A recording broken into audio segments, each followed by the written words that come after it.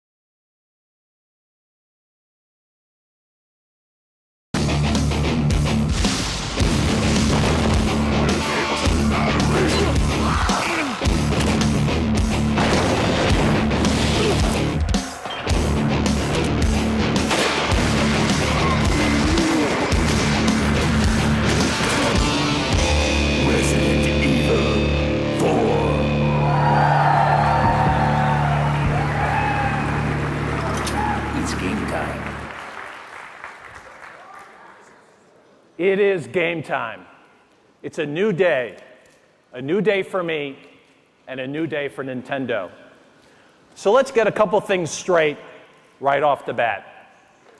Part of my job is finding a way for you, the game experts, to have fun. At the same time, I understand if you're among the terminally hip, Nintendo isn't your only choice for gaming. But maybe what you've already seen helps you understand that we're serious about expanding what we do. We also understand that we're not going to run our company just for hardcore gamers. There are gamers out there who aren't as knowledgeable as you, gamers who aren't your age, gamers who don't have your tastes, gamers who live for Mario and Yoshi and Pokemon.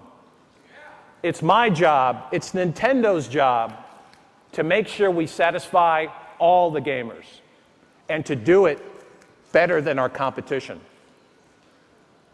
We know that this is your third stop on the press tour over the last 24 hours. We know what you've seen and heard, so let me draw a comparison. One of our competitors is a manufacturer in Japan who wants to capture every one of your entertainment dollars, transporting all your content between all your electronics devices on their memory sticks. We're not that company. And there's another company out there who doesn't care what you do as long as you do it on their operating system.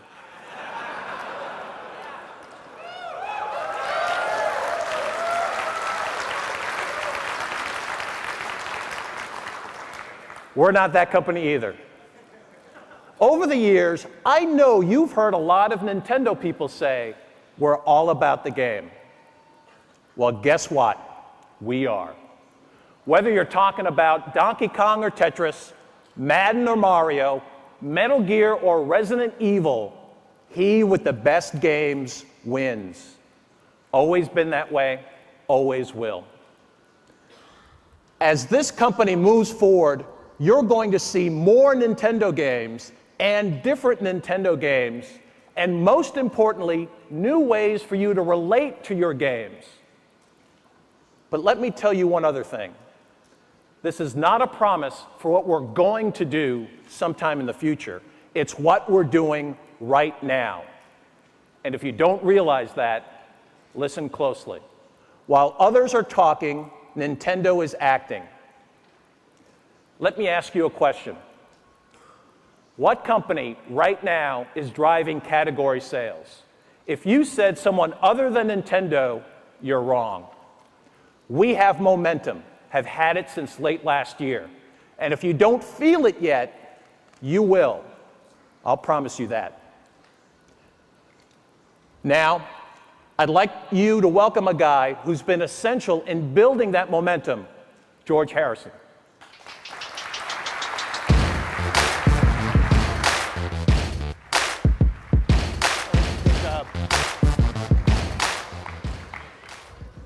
Well, good morning.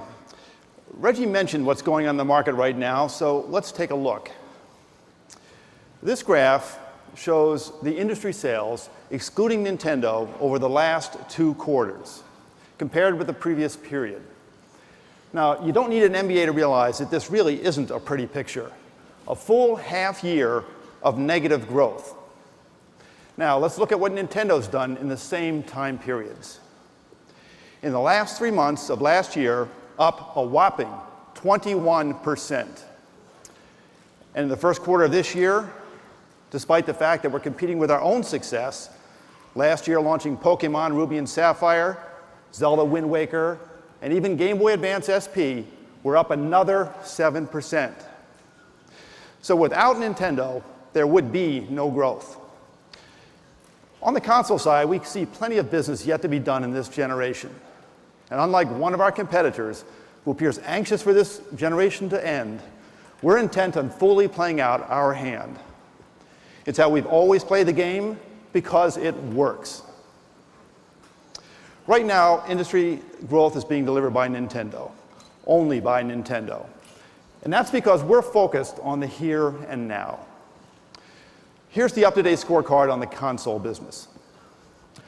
Over the last year, Sony has sold through about 6 million machines. That's a decline of about 28% from the year before.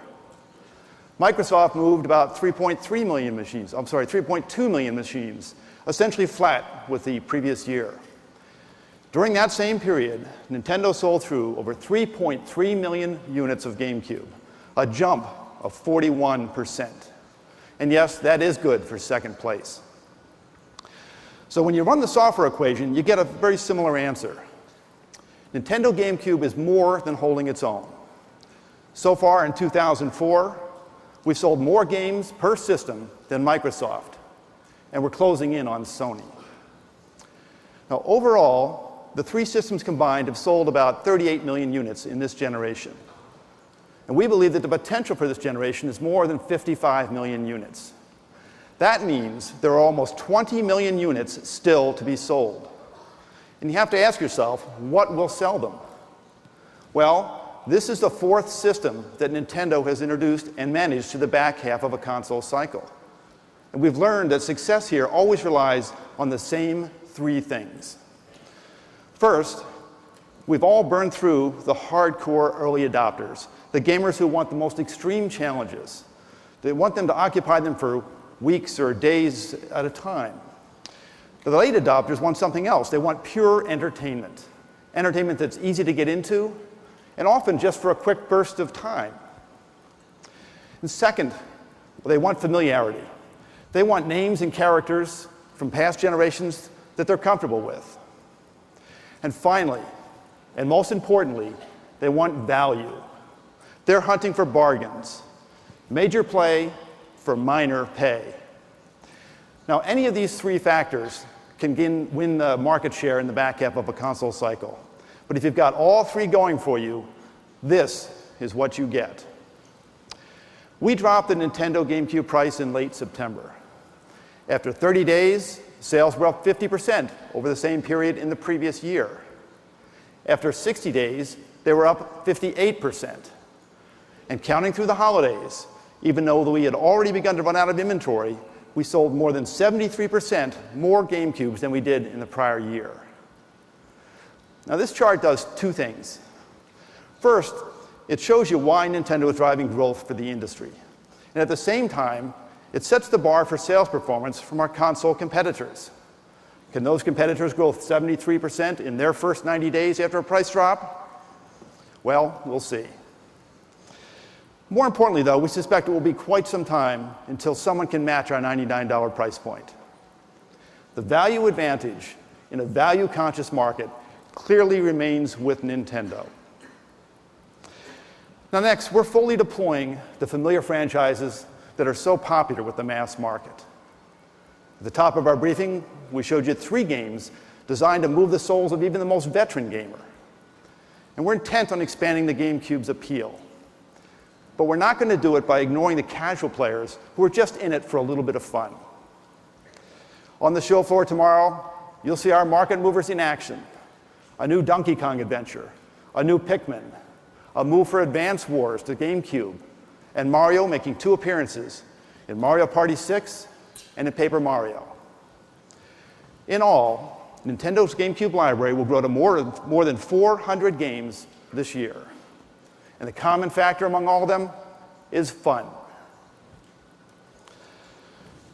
Now, new ways of interacting aren't just limited to GameCube.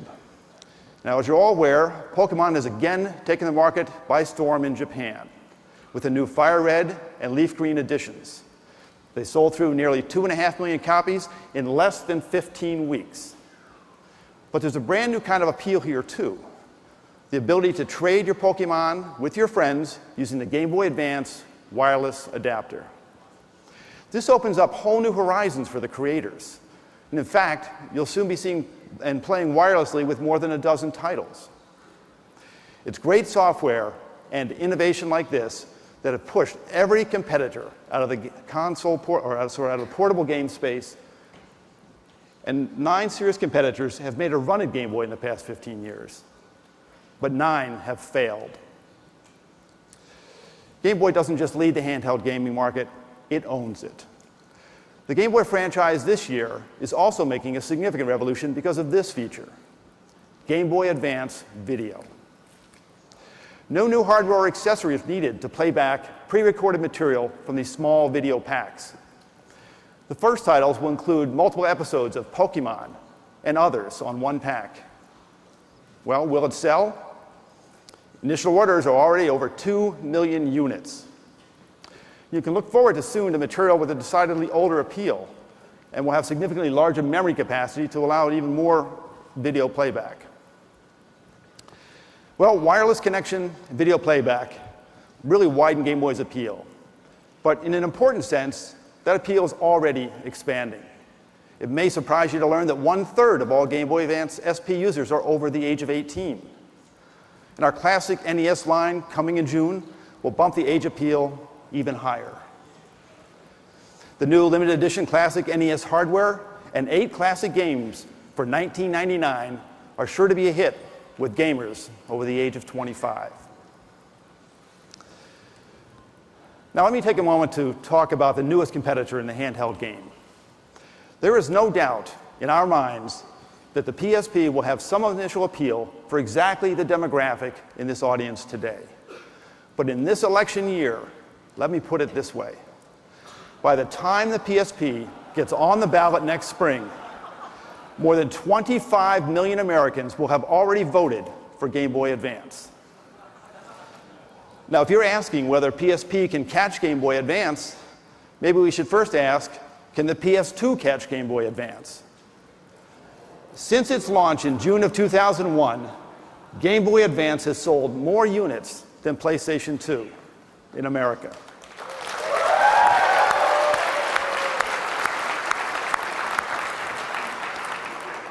For that matter, since its launch, the SP all by itself has done exactly the same thing. So we sit today with a roughly 100% market share of the handheld market. Will that decline? Well, it certainly can't go up. But that loyal base of 25 million Game Boy Advance owners is just the first of the many mountains that Sony has to climb. Game Boy Advance SP is built to be tossed in the backpack, carried in the briefcase, or even dropped in an airline terminal. With no internal drive, it stands up to a lot of abuse. And when it turns on, it lasts.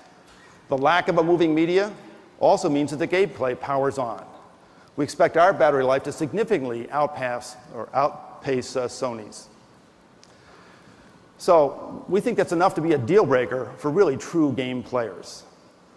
Now finally, those of you who've been around our industry for a while realize that Game Boy, at heart, really is a platform like any other, built on the back of exclusive, must-have titles.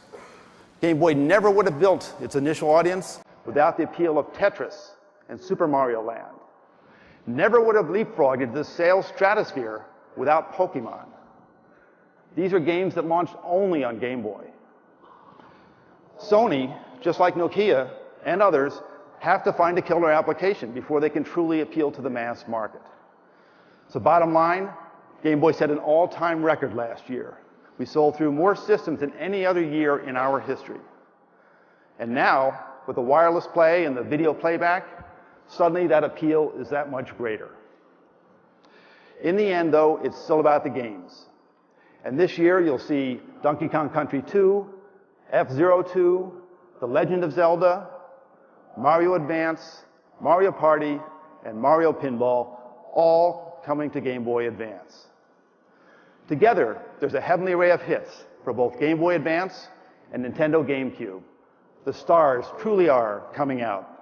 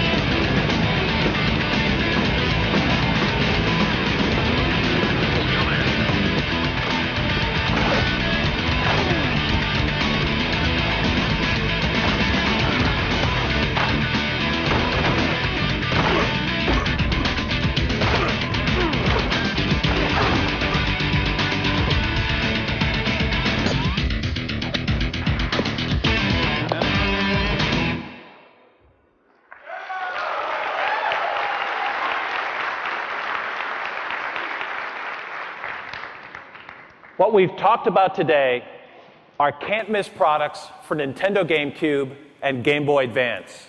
Games you'll be playing very soon. But there's something else in our future. I know that a lot of the portable gamers that we have, and there's millions of them. I think the dual screen is going to be amazing. It's about changing the way you play. I think that the dual screen is the next leap forward. It looks like it could be a really neat concept. It's two screen systems, never been done before. Well, I think everybody else is going to have to catch up. All my friends are talking about the dual screen coming out, and I can't wait for it to come out. I can't wait to see it.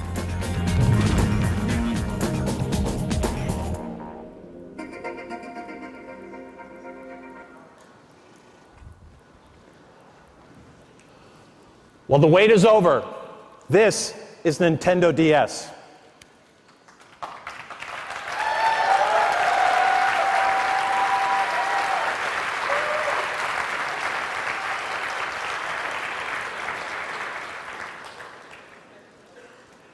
From the time we announced its code name, you've known these initials to represent the most obvious feature, dual screens. But that's not what the initials stand for to us. DS has a much larger and more relevant meaning. DS, Developer's System. In creating DS, we've given the world's most talented game makers new tools to work with, new ways to express their imaginations, and of course, in the end, new enjoyment for all of us.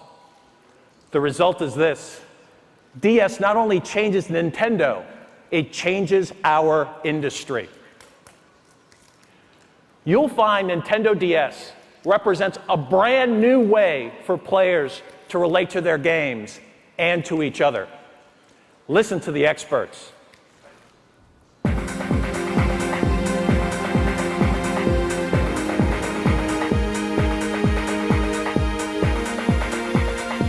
Nintendo came down and presented the DS platform to us just about a month or so ago. I think everyone was in shock. When I told the functions of DS to our creators, they were very excited and eager to work on new development. They really liked DS. The introduction of Nitro, or the DS, is going to allow us to take handheld gaming to the next level. The history of the platform in the last 10 years is that improvements were made on only certain functions. It has been a long time since the platform itself changed radically. With the DS, I think they set the next standard across the board for all kinds of things. It's going to generate such a new way of playing games that is going to generate automatically more emotion, more excitement, and more fun for the player, which is basically what we are here for. Things will totally change. We will think anew what we want to express and what kind of things we want players to enjoy using this platform. We're expecting to change the contents of the game, how to play the game, and how to make the game. The DS will continue Nintendo's great success in the handheld gaming market. It's very innovative technology that is clearly focused on immersing the consumer into the gaming experience.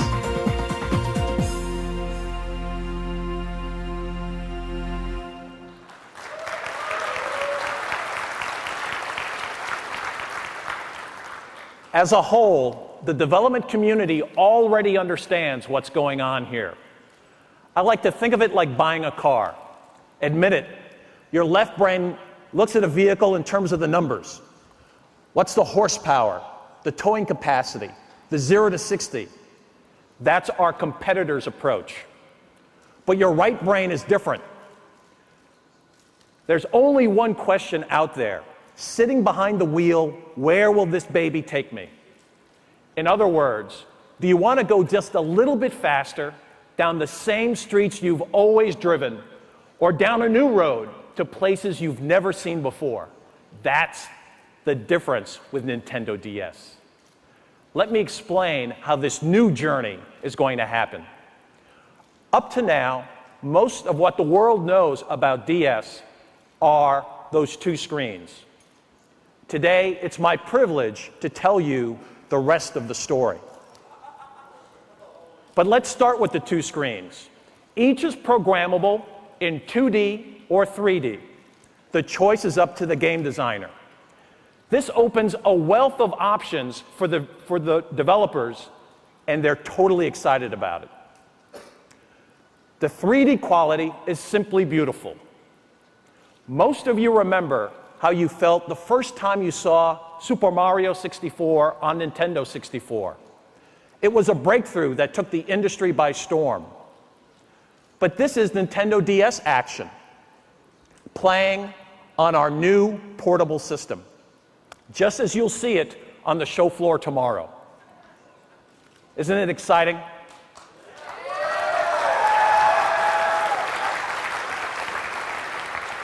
Well, then Mario sees himself in Nintendo DS, and he feels like flying. Now, how exactly do these screens get used? Well, again, it's developer's choice. But for starters, one character can stand 2 panels high, or take 2 different perspectives of the same battle, or monitor constantly available maps and menus. Here's a brand new Metroid game playing on Nintendo DS.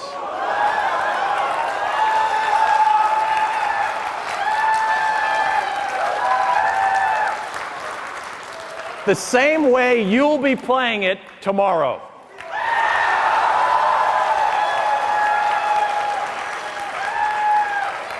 Targeting and shooting now moves beyond buttons.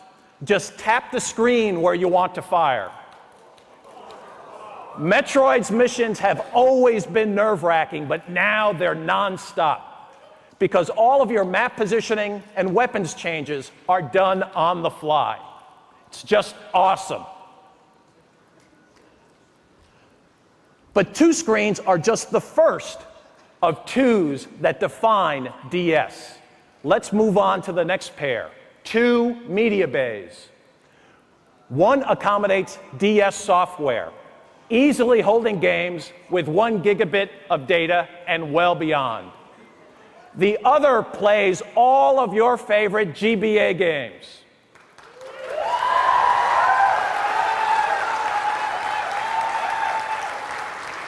That's right.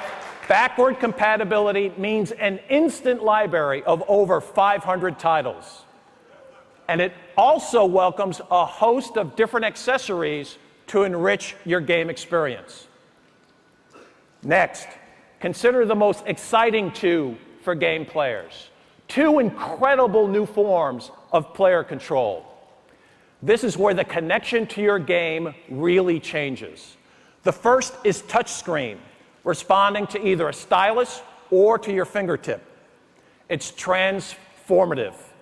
Whether you're inputting data onto a software keyboard or actually changing the direction or viewpoint of your gameplay, it's truly unique. The combination of 2 screens and touchscreen stands to reinvent gameplay. You can only find this on Nintendo. You can only feel this on Nintendo. And besides touch, there's talk.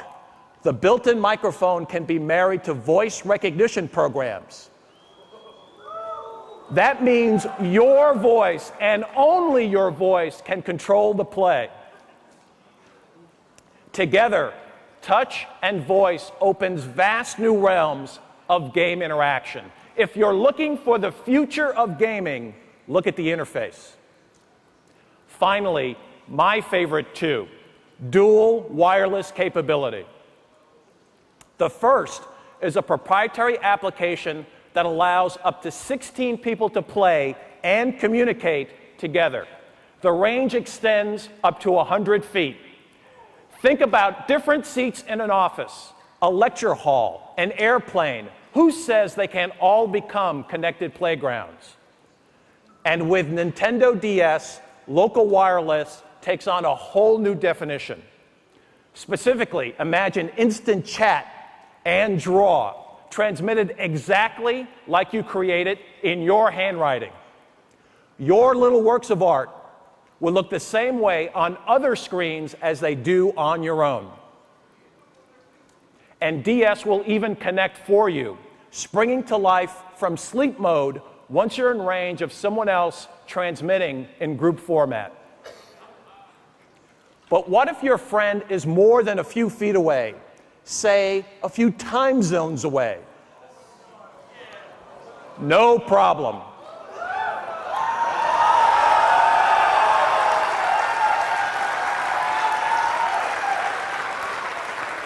Wi-Fi means you can connect via the net. It's beyond online, it's no line. In all, this machine truly is transformative. It changes how you connect to your games and to each other. There's no reason to take my word for it. Instead, listen again to the developers who are already working on it. Their eyes are fixed firmly on the game horizon, mapping entirely new routes with Nintendo DS.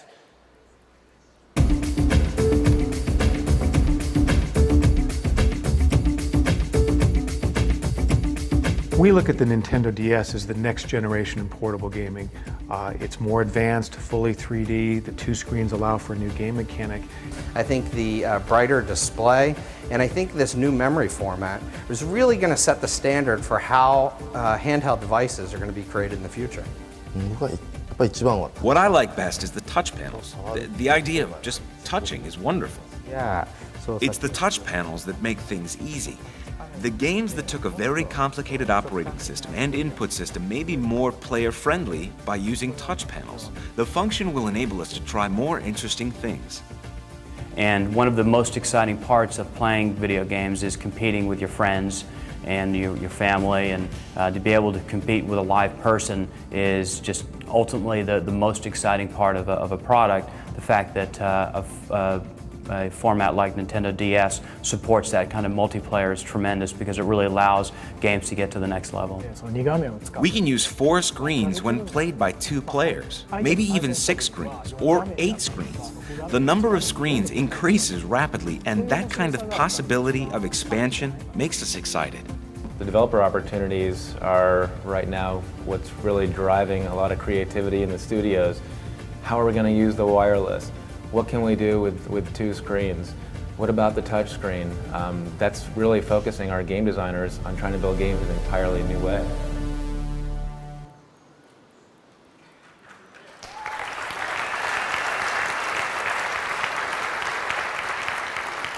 What you've heard and what you've seen don't begin to tell the DS story. You can't start to appreciate it until you get your hands on one starting tomorrow. And even then, it's just a start. The benefits of DS will be rolling out for months and years following launch. And when will that launch come?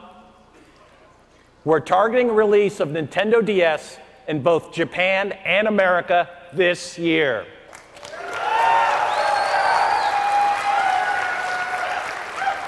And Europe and Australia in the first quarter of next year. It will come to the market. It will come to the market with a new name and at an affordable price. On the show floor tomorrow, you'll see a wide range of demonstrations. Many of them, in fact, will become retail software. The change that DS represents, and indeed all of the new Nintendo, is happening under the leadership of our worldwide president, Mr. Satoru Iwata. Please join me in welcoming him.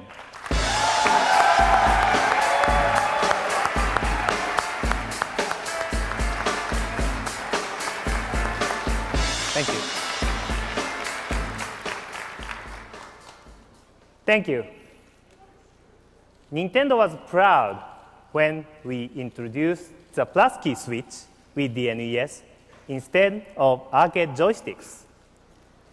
Proud of 2-player gaming with the NES and 4-player gaming on Nintendo 64. Proud of that analog joystick and the Rumble Pack and True 3D. We are proud we established portable gaming with Game Boy. All these advances are now industry standards. All make us proud. But I think we are most proud of this.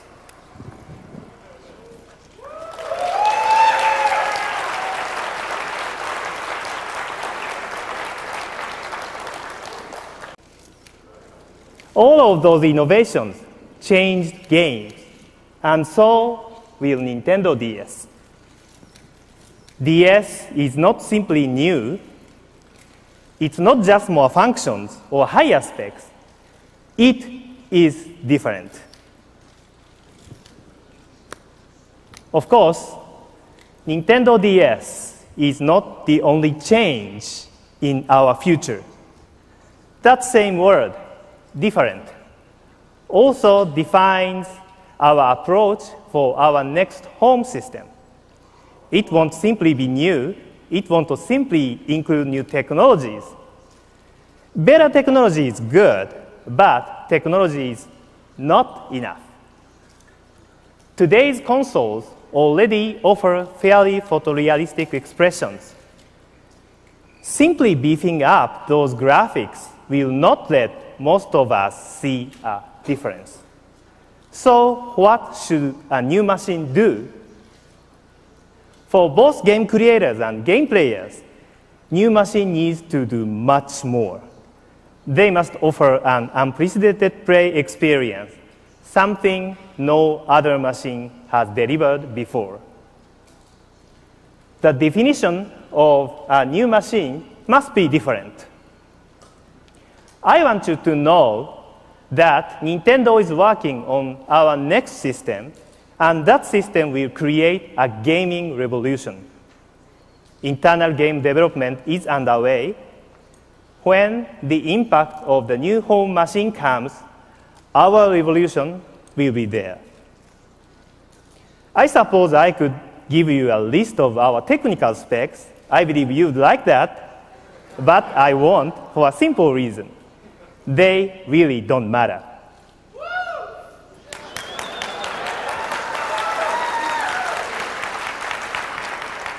The time when horsepower alone made an important difference is over. From this time on, we must create something more unprecedented experiences, the same way we have with Nintendo DS. So let me repeat. Work on Revolution is well underway. When you see it, you will be excited because you will experience a gaming revolution. And with Nintendo DS, video games will be changed. This week, I invite you to enjoy the great new experiences we are creating for Nintendo GameCube and Nintendo Game Boy Advance, and of course, the wonderful new Nintendo DS. Thank you very much.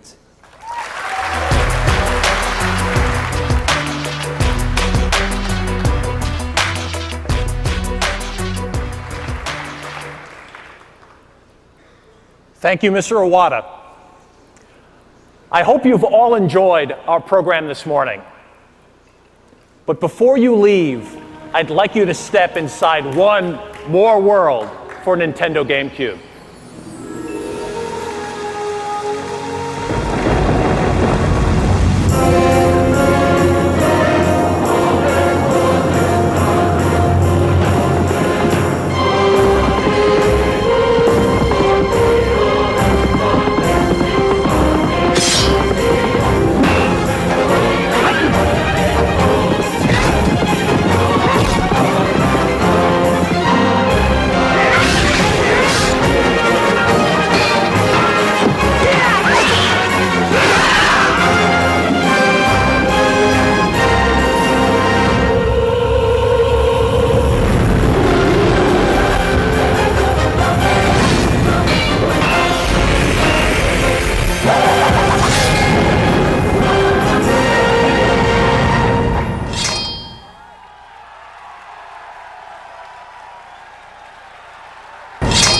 Ladies and gentlemen, please welcome Shigeru Miyamoto.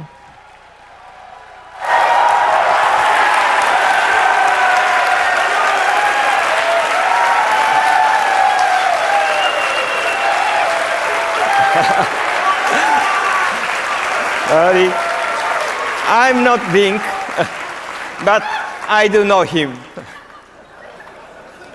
Even after 18 years, the Legend of Zelda never stops changing. and this game is no different. We are now taking you to a world where Link has grown up, a world where he will act different and look different. In order to grow, Link must not stand still, and neither can I. So, thank you. And goodbye.